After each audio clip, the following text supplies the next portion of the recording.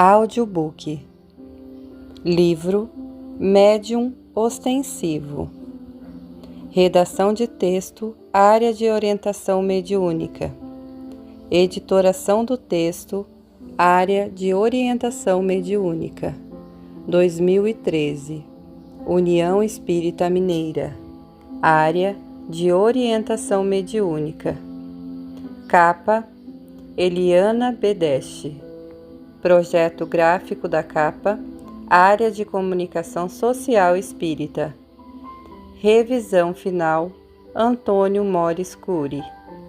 União Espírita Mineira, sede federativa. Permitida a reprodução, desde que o texto não seja alterado.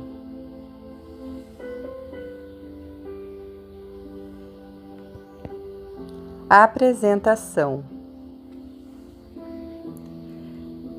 E Deus, pelas mãos de Paulo, fazia maravilhas extraordinárias, de sorte que até os lenços e aventais se levavam do seu corpo aos enfermos, e as enfermidades fugiam deles, e os espíritos malignos saíam. Atos 19, 11 a 12. A mediunidade é uma faculdade natural, conquistada e desenvolvida pela criatura ao longo do seu processo evolutivo. Manifesta-se em todos os lugares, suscitando amplas possibilidades de intercâmbio entre as criaturas, constituindo, em alguns casos, um canal que possibilita a influência benéfica do superior com o inferior, da verdade com o erro, da luz com as sombras, ou, em outros casos, um canal de comunicação entre as faixas inferiores da vida. Portanto, a mediunidade em si mesma é neutra, podendo seu uso iniciar-se tanto para o bem quanto para o mal, dependendo dos valores morais que nos assinalam a existência. Eis o ponto fundamental deste trabalho: conscientizar o médium acerca dos recursos depositados em suas mãos, a benefício de todos, com reflexos positivos para si mesmo.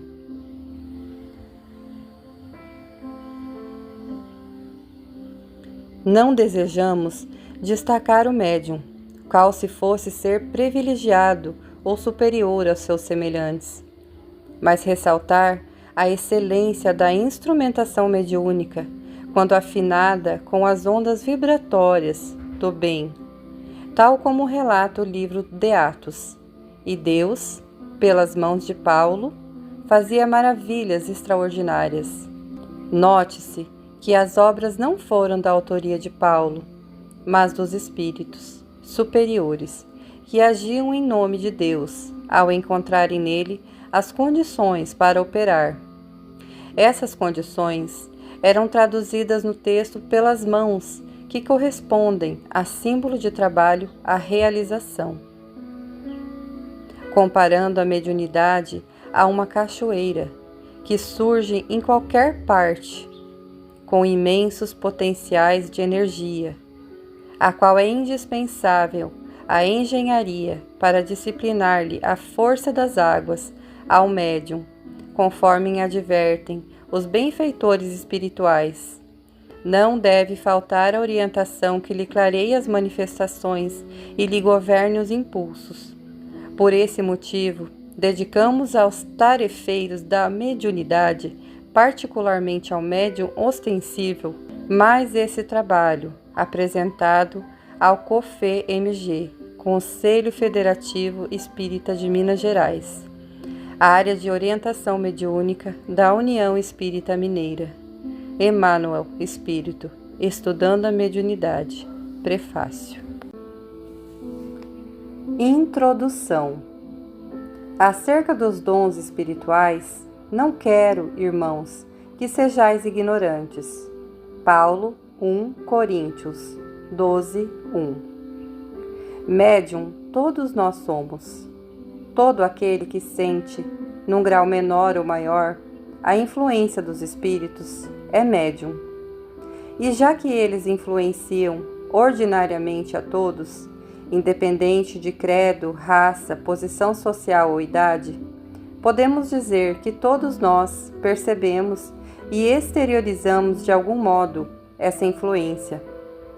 Sendo assim, vemos surgir em todos os processos do planeta os instrumentos do bem, atentos à influência amorosa do Cristo e de seus emissários divinos, em contraposição à ignorância e ao mal. O cristianismo, patenteando o intercâmbio espiritual existente em todos os tempos, abriu as comportas da vida imortal e Jesus, convocando os discípulos, deu-lhes virtude e poder sobre os demônios, condições para curar enfermidades e falar novas línguas. Pedro, às portas do templo, cura um coxo, demonstrando que não agira pela própria virtude ou santidade. Paulo de Tarso foi surpreendido com a visão resplendorosa do Mestre, na estrada de Damasco. Os discípulos envolvidos pelo plano espiritual falam em línguas.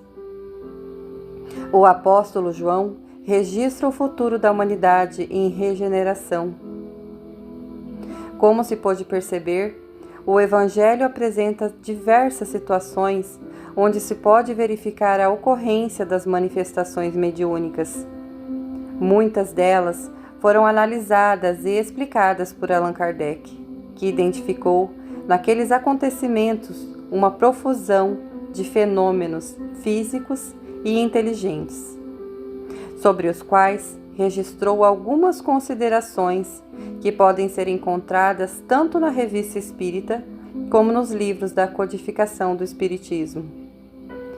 Entretanto, o trabalho do codificador não esteve circunscrito ao estudo científico das manifestações.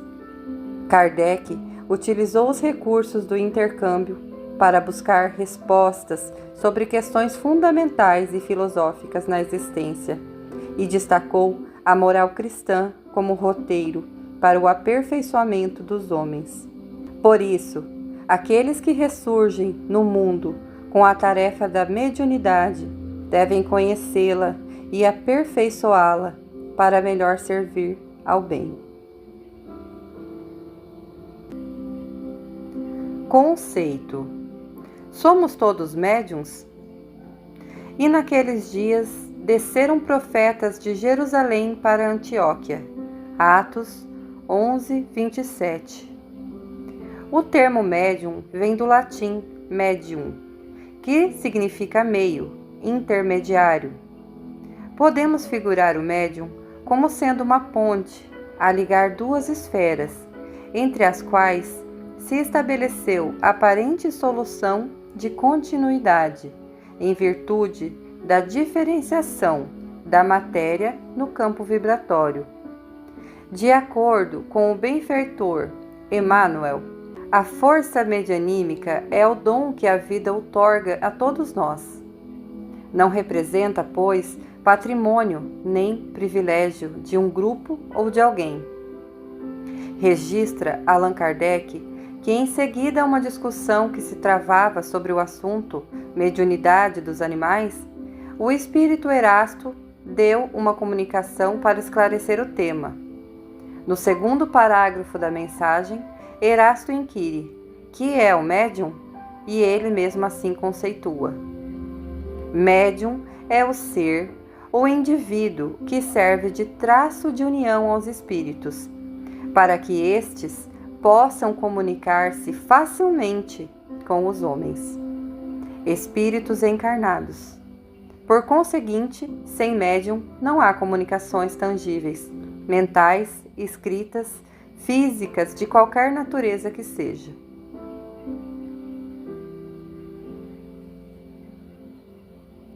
Explicando mais detalhadamente o processo de intercâmbio mediúnico, o espírito Erasmo registra que há um princípio que estou certo todos os espíritas admitem, é que os semelhantes atuam com os seus semelhantes e como seus semelhantes.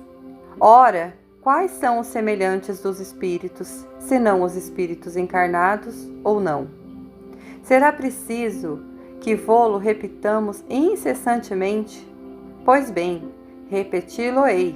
Ainda, o vosso perispírito e o nosso procedem do mesmo meio. São de natureza idêntica. São, numa palavra, semelhantes. Possuem uma propriedade de assimilação mais ou menos desenvolvida, de magnetização mais ou menos vigorosa, que nos permite a nós, espíritos desencarnados e encarnados, pormos-nos muito pronta e facilmente em comunicação. Enfim, o que é peculiar aos médiuns, o que é da essência mesma da individualidade deles, é uma afinidade especial e, ao mesmo tempo, uma força de expansão particular que lhes suprimem toda a refratariedade e estabelecem entre eles e nós uma espécie de corrente, uma espécie de fusão que nos facilita as comunicações.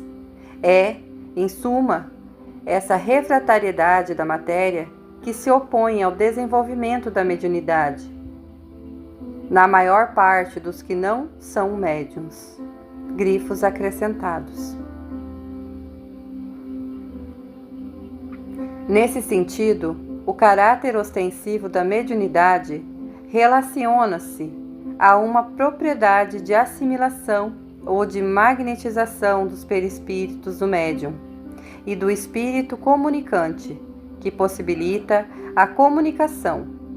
Sendo assim, nem todos somos médiuns ostensivos, porque existem aqueles que, segundo Erasto, não conseguem suprir a refratariedade da matéria que se opõe ao desenvolvimento da mediunidade. Eclosão mediúnica. Para nós encarnados, o surgimento da mediunidade é imprevisível, podendo, conforme registra Kardec, se manifestar na criança, no jovem, no adulto e no velho. Se eclodir significa desabrochar, nascer, aparecer. Não devemos, contudo, entender a eclosão mediúnica como uma explosão desordenada e intempestiva das forças medianímicas, mas sim como uma reação natural daqueles que, antes mesmo da reencarnação, assumiram compromissos no labor mediúnico e que, em dado momento, são chamados ao trabalho. É claro que não tratamos aqui de casos especiais de médiuns que, desde o nascimento ou no decorrer de suas vidas, apresentam a mediunidade torturada pelos graves compromissos do passado, que se traduzem pelos distúrbios e desajustes físicos psíquicos, seguidos de obsessões graves. Quadro esse que reclama, antes mesmo do exercício mediúnico, orientação evangélico-doutrinária e tratamento adequado. Por outro lado, alguns sintomas e reações físico-emocionais próprias da sensibilidade mediúnica, expressos dentro de um limite controlável, podem anunciar o desabrochar da mediunidade. Martins Peralva explica que tais sintomas variam ao infinito. Reações emocionais insólitas, sensações aparentes de enfermidade, calafrios, mal-estar e irritações estranhas. Todavia, segundo o autor, em alguns casos a mediunidade pode surgir sem qualquer sintoma, aparecer espontaneamente. E a seguir, transcreveremos 2 perguntas feitas a Chico Xavier, registradas no livro Plantão de Respostas Pinga Fogo, cujas respostas esclarecerão um pouco mais acerca destes sintomas. Quais os principais sintomas, tanto físicos como psicológicos, que a pessoa apresenta para que se diagnostique mediunidade acentuada?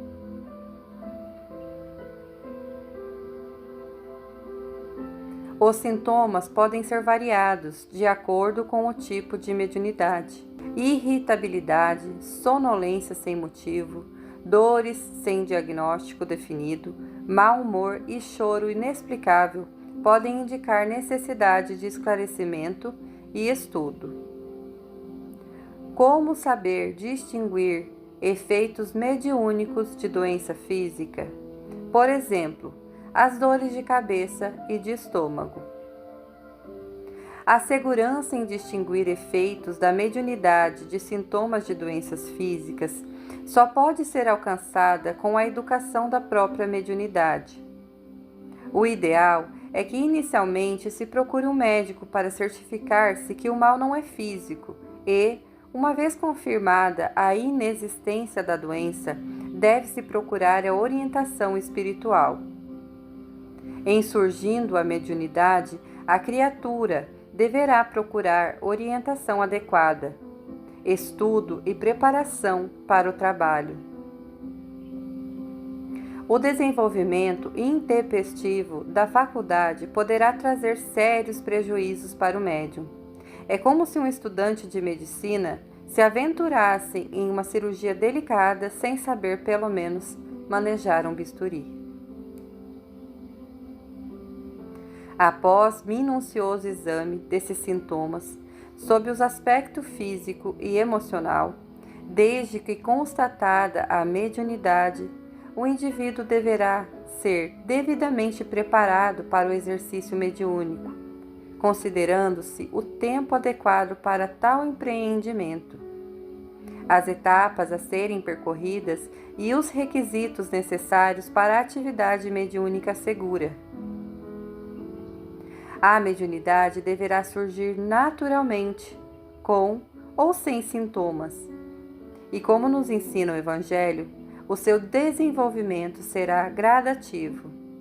Porque a terra, por si mesma, frutifica primeiro a erva, e depois a espiga, e por último o grão cheio na espiga.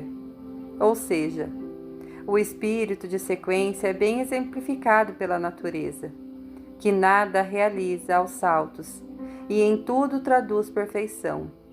Uma vez abordada a questão da eclosão mediúnica, passaremos ao estudo da orientação e educação mediúnicas. Educação mediúnica.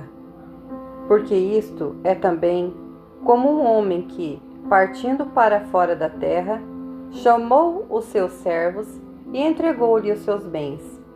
E a um deu 5 talentos, e a outro 2, e a outro 1, a cada um segundo a sua capacidade, e ausentou-se logo para longe. Mateus 25, 14 a 15. A parábola dos 10 talentos, constante do sermão profético, quando aplicada à mediunidade, encerra grandes ensinamentos para todos. Em seu sentido geral, ela demonstra a nossa condição de usufrutuários dos bens divinos, traduzidos na saúde, no tempo, no conhecimento, nos recursos materiais entre todos, a fim de granjearmos na terra do coração os elementos mantenedores da paz e da felicidade, fato que dependerá da responsabilidade e do emprego desses talentos.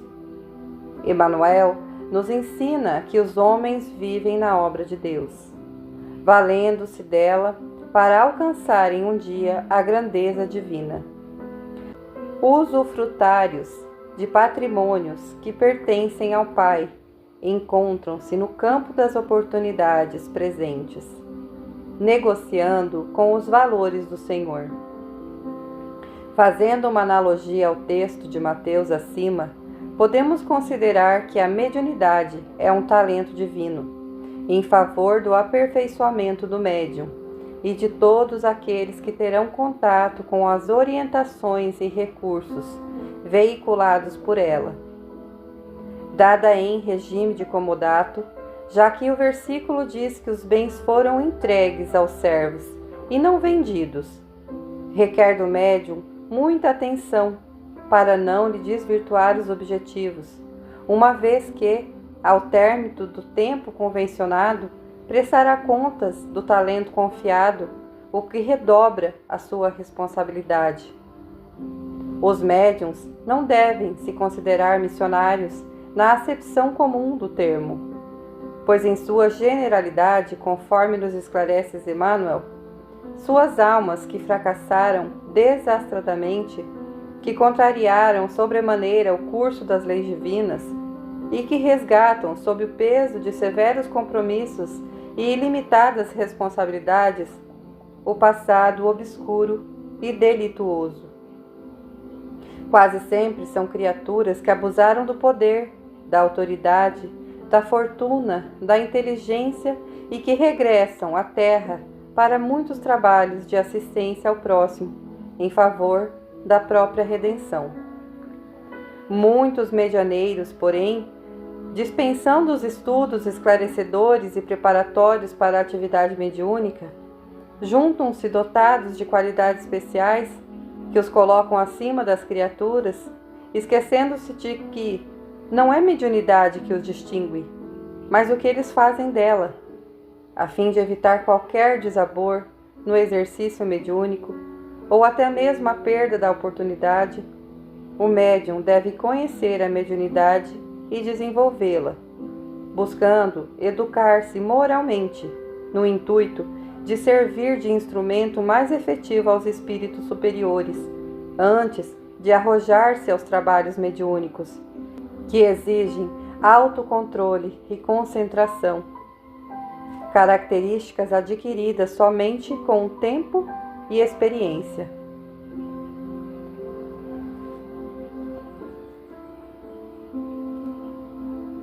A reunião de educação mediúnica tem por finalidade preparar e educar os médiuns para o exercício equilibrado de suas faculdades medianímicas, em bases evangélicas e com a segurança que a doutrina espírita proporciona.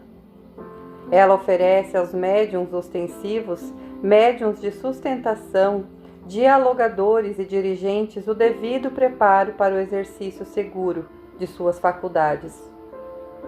É importante ressaltar que o encaminhamento dos candidatos ao trabalho mediúnico deverá ser em um momento oportuno, já que o despreparo espiritual e doutrinário evangélico e moral pode ocasionar desastres imprevisíveis para a alma. Martins Peralva afirma ainda serem aconselháveis outras medidas tais como o conhecimento doutrinário e evangélico, a frequência a reuniões de estudo e o engajamento em tarefas de assistência social. Segundo Peralva, o médium sem preparo pode dar direção infeliz à sua atividade, utilizando-a nos atos de ignorância e superstição, maldade e fanatismo, exploração das entidades impedindo-lhes a libertação, utilização da mediunidade para assuntos fúteis, comercialização da prática mediúnica. Preenchidas as condições mínimas precedentes ao desenvolvimento mediúnico, o médium poderá ser encaminhado aos grupos de educação da mediunidade. E mesmo aí, ele deverá ter paciência, pois a ostensividade e a adestração de sua faculdade mediúnica não se darão imediatamente. As criaturas comprometidas com essa e com aquela atividade mediúnica serão naturalmente encaminhadas no desenrolar das circunstâncias. A conclusão da reunião de educação mediúnica deverá ser feita por uma pessoa que possua profundo conhecimento da doutrina espírita e do Evangelho de Jesus, além dos seus conhecimentos e experiências relativos à mediunidade. Também não será recomendável que tal pessoa seja um médium ostensivo. Essa reunião, de caráter privativo, divide-se em duas partes, sendo a primeira dedicada aos estudos doutrinários e da mediunidade, e a segunda aos exercícios psíquicos. Quando iniciamos um médium no trabalho mediúnico, sem que ele esteja devidamente preparado para tal tarefa, é como se começássemos a construção de uma casa pelo telhado e não pelo alicerce. Diante do exposto acima, não desejamos censurar ou desencorajar o candidato ao labor mediúnico, mas conscientizá-lo da necessidade de preparo para o exercício seguro da mediunidade. Lembremos das palavras de Emmanuel ao afirmar: se recebestes, pois, mais rude tarefa no mundo, não te atemorizes à frente dos outros, e faze dela o teu caminho de progresso e renovação.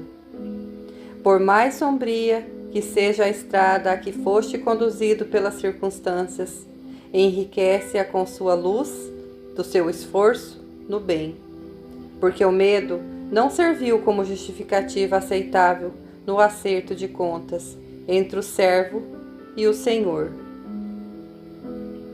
O médium não deve, portanto, temer a luta, nem agir como o servo negligente que recebeu um talento e o enterrou, atribuindo ao medo a causa do seu insucesso. Da influência moral do médium. A partir do exposto até aqui, sabemos que algumas pessoas acreditam ser a mediunidade um atestado de grandeza moral. No entanto, ela não guarda nenhuma relação com a moral, pelo menos sob o ponto de vista do fenômeno, já que radica no organismo. Vale lembrar que a mediunidade não implica necessariamente relações habituais com os espíritos superiores. É simplesmente uma aptidão para servir de instrumento, mais ou menos dócil aos espíritos em geral. Tal aptidão é dada sem distinção de idade, sexo ou temperamento, a fim de que a luz chegue a todas as criaturas de todas as classes, aos virtuosos para os fortalecer no bem, aos viciosos para os corrigir. Por outro lado, a moral do médium tem grande influência na atividade mediúnica, que se traduz no uso adequado da sua faculdade e na sintonia com os espíritos superiores. Observemos a citação a seguir. Se o médium, do ponto de vista da execução, não passa de um instrumento, exerce, todavia, influência muito grande sobre o aspecto moral, pois, para que se comunicar o espírito desencarnado, se identifica com os espíritos do médium. Esta identificação não se pode verificar senão havendo entre um e o outro simpatia e, se assim lícito dizer, afinidade. A alma exerce sobre o espírito livre uma espécie de atração ou de repulsão, conforme o grau de semelhança existente entre eles. Ora, os bons têm afinidade com os bons e os maus com os maus. Donde se segue que as qualidades morais do médium exercem influência capital sobre a natureza dos espíritos, que por ele se comunicam. Se o médium é vicioso, em torno dele se vêem grupar os espíritos inferiores, sempre prontos a tomar o lugar aos bons espíritos evocados. As qualidades que, de preferência, atraem os bons espíritos são a bondade, a benevolência, a simplicidade no coração, o amor do próximo, o desprendimento das coisas materiais. Os defeitos que os afastam são o orgulho, o egoísmo, a inveja, o ciúme, o ódio, a cupidez, a sensualidade e todas as paixões que escravizam o homem à matéria. Uma vez que a mediunidade ostensiva pode ser inerente a qualquer um de nós, mesmo aqueles que ainda não se vinculam ao bem, poderíamos perguntar se não seria mais conveniente se a faculdade mediúnica fosse restrita àqueles que pudessem servir mais docilmente aos espíritos superiores. A essa indagação, podemos argumentar que se a oportunidade de trabalho no bem estivesse restrita aos espíritos completamente bons, a redenção da humanidade seria impossível. De acordo com o Livro dos Médiuns, se há pessoas indignas que a possuem, é que disso precisam mais do que as outras para se melhorarem. Pensas que Deus recusa meio de salvação aos culpados? O médium investido do espírito de humildade e abnegação será prestimoso instrumento no socorro àqueles que sofrem, sejam encarnados ou desencarnados. Com seriedade, disciplina e dedicação, será tradutor fiel dos informes da vida espiritual, que objetivem consolo, esclarecimento e renovação. Além disso, é importante lembrar que as qualidades morais atraem os bons espíritos, ao passo que os maus pendores os afastam. Segundo Emmanuel, a primeira necessidade do médium é evangelizar a si mesmo antes de se entregar às tarefas doutrinárias, pois de outro modo poderá esbarrar sempre com o fantasma do personalismo em detrimento de sua missão. Por esse motivo, o médium deve procurar sempre o seu aperfeiçoamento moral, para não tombar ante as ilusões do orgulho e da vaidade, resguardando-se das consequências desastrosas dessa ilusão. Não deve dispensar igualmente o estudo constante, que evitará equívocos no labor mediúnico, já que a ignorância muitas vezes patrocina o erro. O Evangelho adverte que aquele que duvida é semelhante à onda do mar, que é levada pelo vento e lançada de uma para outra parte. O mesmo benfeitor espiritual alerta quanto aos inimigos do médium. Reside o primeiro dentro dele mesmo e o segundo no seio das próprias organizações espíritas. O primeiro inimigo, frequentemente, é o personalismo, é a ambição ou a ignorância, ou a rebeldia no voluntário desconhecimento dos seus deveres à luz do Evangelho. Problemas de ordem moral, os quais normalmente conduzem o médium à invigilância, à leviandade e à confusão dos campos improdutivos. Contra este inimigo, é necessário, de acordo com Emmanuel, movimentarmos as energias íntimas pelo estudo, pelo cultivo da humildade, pela boa vontade, como o melhor esforço de autoeducação à claridade do Evangelho. Já o segundo está relacionado à atitude de convencimento do médium acerca dos fenômenos, sem se converter ao Evangelho pelo coração. Esse tipo de medianeiro traz para as fileiras do Consolador os seus caprichos pessoais, as suas paixões inferiores, tendências nocivas, opiniões cristalizadas no endurecimento do coração, sem reconhecer a realidade de suas deficiências e a exiguidade dos seus cabedais íntimos. A presença de tais inimigos nas atividades mediúnicas é muito comum. Ao ignorar sua real função de instrumento nos trabalhos empreendidos pelos amigos espirituais, bem como sua condição de criatura em trabalho de redenção e ressarcimento com a lei, o médium se achará investido de dom especial que lhe destaque aos demais companheiros. Com isso, atribui a si uma importância sem conta, uma superioridade moral injustificável, resvalando em seguida no despenhadeiro do orgulho, cujo significado, segundo Allan Kardec, pode ser entendido como a imperfeição moral explorada com tais habilidades pelos maus espíritos, porque é a que a criatura menos confessa a si mesmo. Apesar da condição moral do médium não ser requisito para a manifestação mediúnica, Emmanuel nos alerta ao afirmar: o médium sem evangelho pode fornecer as mais elevadas informações ao quadro das filosofias e ciências fragmentárias da Terra.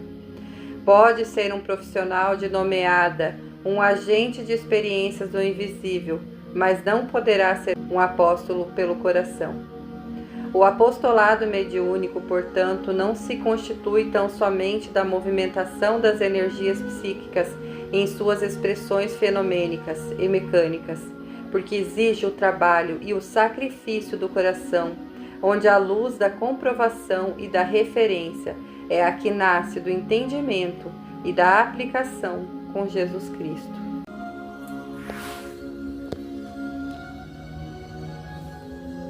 Vigilância e oração. Vigiai e orai, para não cairdes em tentação. Jesus. Mateus 26, 41. Ao retratar a mediunidade e os obstáculos de natureza íntima do médium, é imprescindível, conforme instruções de Emmanuel, este resguardar-se na vigilância e na prece. Pela relevância de tal tema, dedicaremos um item ao estudo deste tópico. O imperativo de vigiar e orai constitui medida preventiva no campo das tentações. Sendo assim, é importante salientar que o médium deve valer-se da prece não somente nas reuniões de intercâmbio espiritual, mas utilizá-la diariamente como terapêutica na manutenção das próprias forças do seu equilíbrio e da sintonia com os benfeitores espirituais. Conforme nos esclarecem os amigos espirituais, desde a mediunidade torturada à mediunidade gloriosa, a prece é abençoada, luz, assimilando correntes superiores de força mental que nos auxiliam no resgate ou ascensão. Ela deve ser cultivada no íntimo como luz acesa para o caminho tenebroso, ou mantida no coração como elemento indispensável, porquanto a oração sincera estabelece a vigilância e constitui o maior fator de resistência moral, no centro das provações mais rudes. Apesar dos benefícios oriundos da oração, é preciso esclarecer, entretanto, que a prece não afastará os dissabores e as lições necessárias ao nosso resgate, constantes no roteiro de aperfeiçoamento que cada um traçou para si. O vigiai traduz atitude de atenção por parte do discípulo, Emmanuel. Ao comentar o versículo integrante do Evangelho de Marcos, olhai, vigiai e orai, porque não sabeis quando chegará o tempo. Afirma ser preciso olhar, ou seja, examinar, ponderar, refletir, para que a vigilância não seja incompleta. Discernir é a primeira preocupação da sentinela.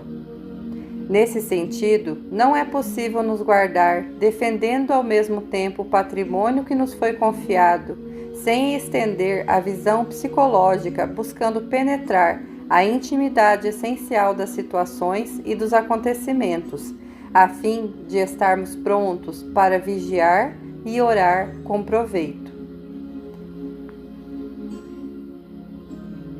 Dessa maneira, podemos inferir que a conjugação desses três imperativos, olhai, vigiai e orai, traça um roteiro, segundo, para todo aquele que deseja se aperfeiçoar moralmente.